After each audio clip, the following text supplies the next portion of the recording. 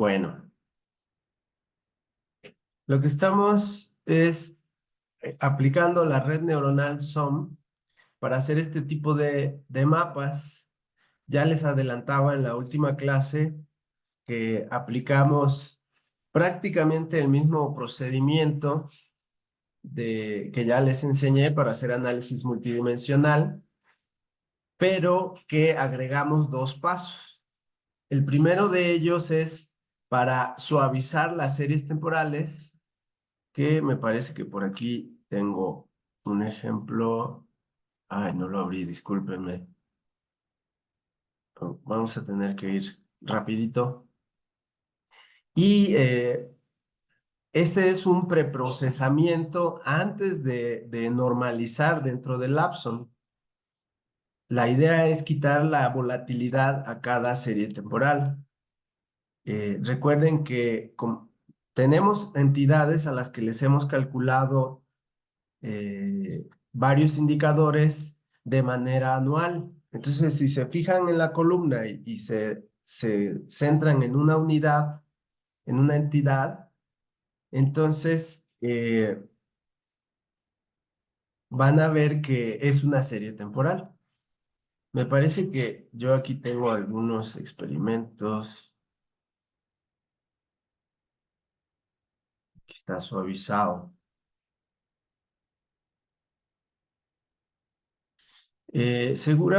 Realmente el nombre es muy bueno. Suavizado de series temporales es bastante descriptivo. Lo que hacemos es quitarle volatilidad. Vean aquí, por ejemplo, este es el perfil de la inteligencia artificial en México. Tenemos esta tabla con indicadores que van del 2000 al 2021. Eh, Cada columna es un indicador. Entonces, esta columna es una serie temporal. Pueden graficar en el eje X el año y en el eje Y el número de artículos, el número de documentos que publicó México en inteligencia artificial. Esa serie temporal se vería más o menos así. De hecho, aquí esa es la que está graficada. Vean que tiene picos eh, muy eh, fuertes. A eso es a lo que le llamamos volatilidad. Y suavizar significa quitar esos picos. Lo que la hipótesis es, vean que esta ya está un poco más suave, este pico era un poco más abajo. La hipótesis es que para argumentar que el suavizado no es bueno, es que hay una serie temporal real subyacente que no vemos y que lo que estamos midiendo pues tiene ruido. Y entonces como que debería haber una serie temporal subyacente que es un poco más suave. Eso es lo que se piensa y entonces por eso calculamos esas series temporales suavizadas. Déjenme ir aquí a un ejemplo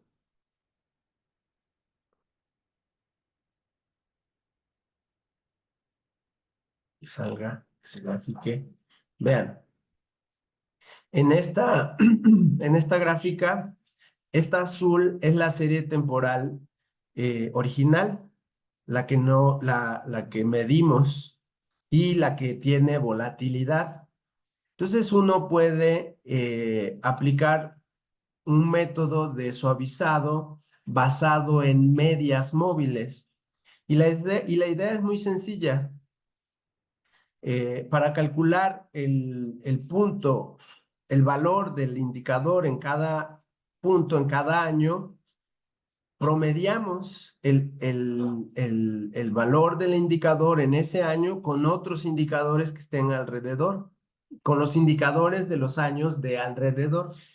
Por ejemplo, para una ventana de 3 años, Entonces promediaríamos el 2010 con el 2009 y el 2011. No es que vamos a promediar los años, vamos a promediar los valores de los indicadores en esos 3 años. Y eso te va a dar un nuevo valor, que es el que está aquí. Esta curva naranja es la que está promedia, la que tiene una ventana de tamaño 3. Si fuera de tamaño 5, entonces tomaríamos 2 años, los valores del indicador 2 años antes y 2 años después, más el del año que le estamos calculando su indicador. Eh, Hay varias maneras de hacerlo esto, este suavizado, pero esta manera centrada es la que a nosotros nos parece mejor para los fines que perseguimos aquí, que es describir esa trayectoria del perfil multidimensional con el SOM, con la red neuronal SOM. Vean que si le aumentamos el tamaño, pues la curva se va suavizando más y pues pensaríamos que esa es la curva real. El problema es que estamos alterando los datos originales y perdemos los valores máximos y mínimos que ha alcanzado. Entonces tenemos que suavizar, pero sin, perdón, debemos suavizar con el tamaño de ventana más chico que se pueda. ¿Cómo vamos a saber eso? Nosotros hemos estado trabajando con 3 y 5 ventanas de 3 y 5 años. Lo hacemos impar para que queden el mismo número de años alrededor del punto al que le estás calculando, el promedio. Hemos trabajado con 3 y 5 y las series originales. Entonces, lo que habría que hacer es primero hacer un mapa con los datos originales y ver si se produce una buena curva. Si no, entonces nos pasamos a los datos suavizados con una media de 3. Eso es lo que vamos a hacer ahora. ¿Tienen dudas hasta aquí de qué significa suavizar estas series temporales?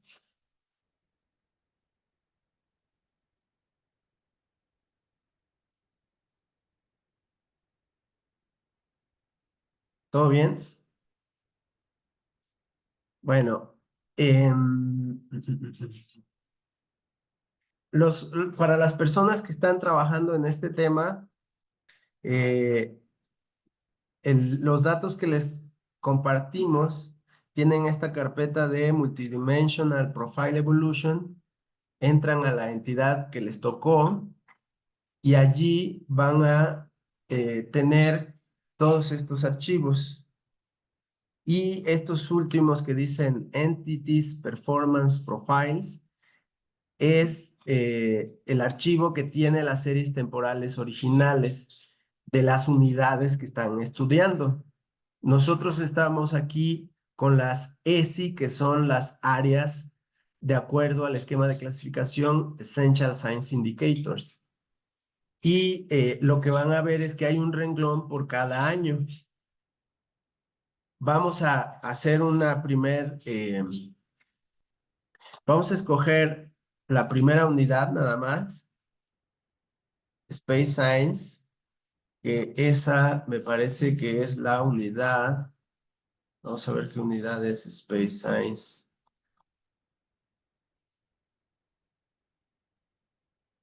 Es la 22.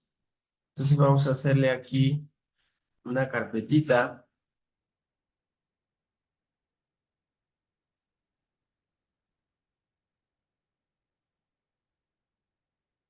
Vamos a crear ahí un nuevo archivo de texto. Vamos a ponerle profile y ahí vamos a guardar Space Science. Voy a sustituir todo esto por 22. No, guión 22. Guión bajo 22. Y voy a quitar el, los primeros 2 dígitos del año, no me sirven. Para eso aquí en muchos editores se puede utilizar Alt, Select y eso te permite seleccionar en columna y borrarlo. Entonces ya le borré. Podríamos incluso quitarle el 22 porque ya sé, sí, vamos a quitárselo porque ya sabemos que estamos en el área 22. Ya tenemos aquí los datos listos para abrirlos en Lapson. Entonces nos vamos a ir a Lapson y vamos a hacer el preview. Estamos en SpaceSign. Agarramos el archivo. Tiene en el primer renglón los indicadores y en la primera columna las etiquetas, que son los años. Aquí están en la primera. Ya los seleccioné, cargo los datos y de aquí hacemos el procedimiento que ya les expliqué en la otra clase. Eh, Estos datos no están suavizados. La idea de hacer este experimento es que vean que a veces los datos originales no producen una buena trayectoria.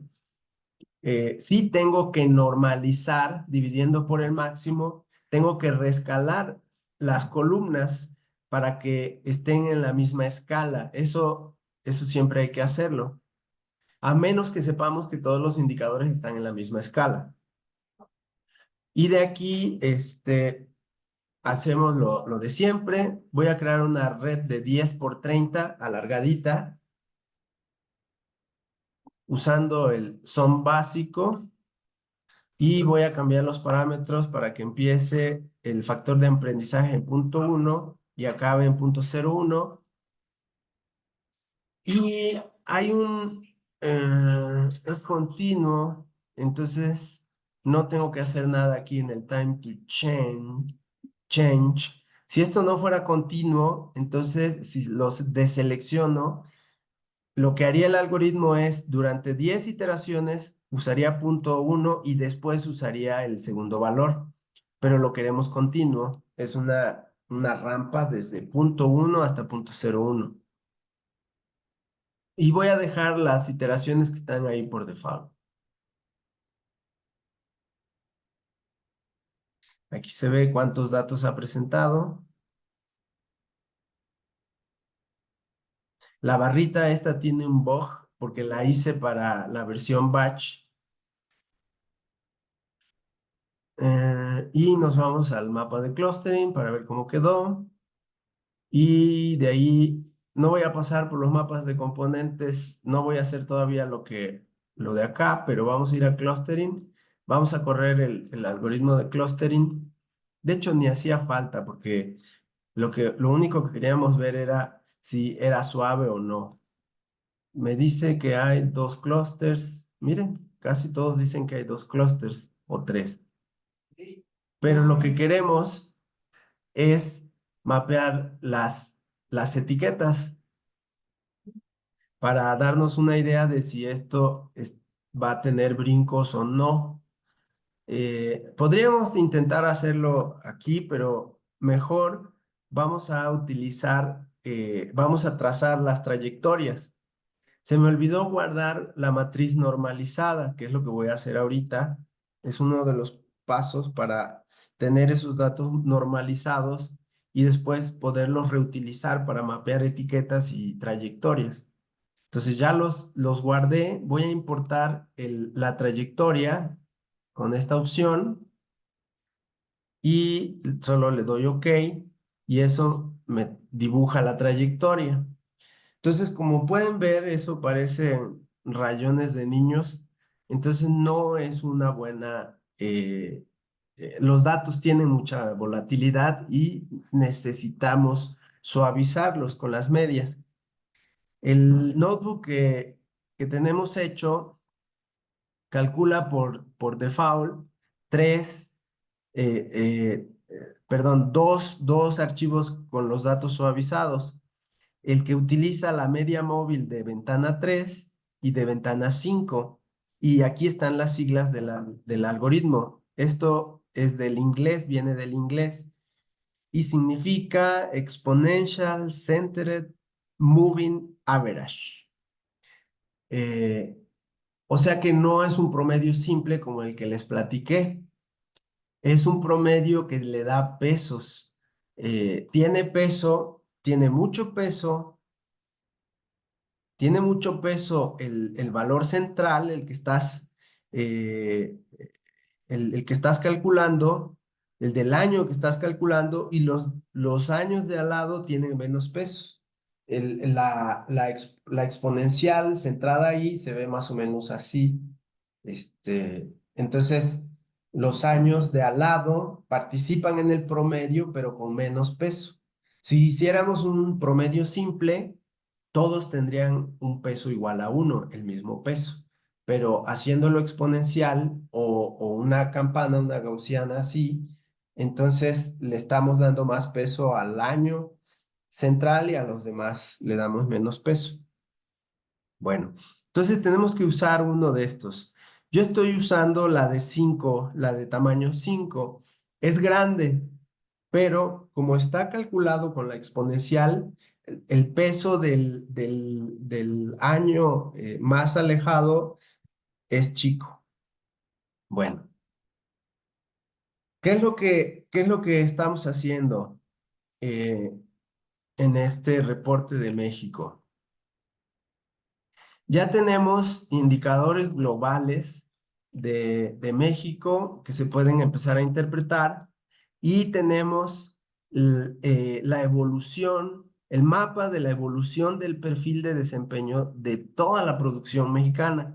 Aquí sin desagregar por áreas o por objetivos de desarrollo sostenible, no, es toda la producción. Entonces es un desempeño promedio. Va a haber áreas con mayor desempeño y áreas con menor desempeño. Entonces lo que estamos viendo ahí es el promedio. Voy creo, no me acuerdo si ya comenté un poquito de esto.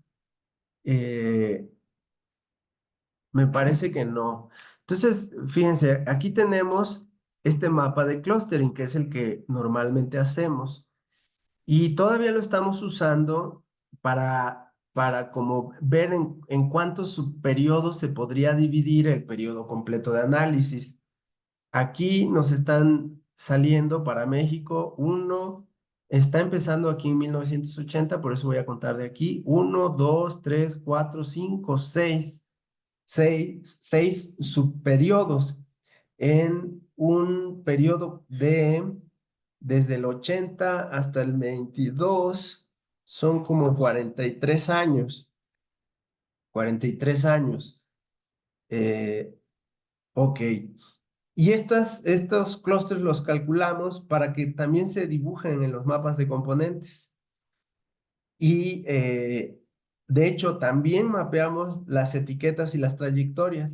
Entonces, realmente el mapa de clústeres ya no es tan útil porque no, porque estamos usando etiquetas también en los mapas de componentes. Aquí es posible que ustedes no vean bien esto, entonces lo voy a hacer temporalmente más grande. Así lo van a ver mejor.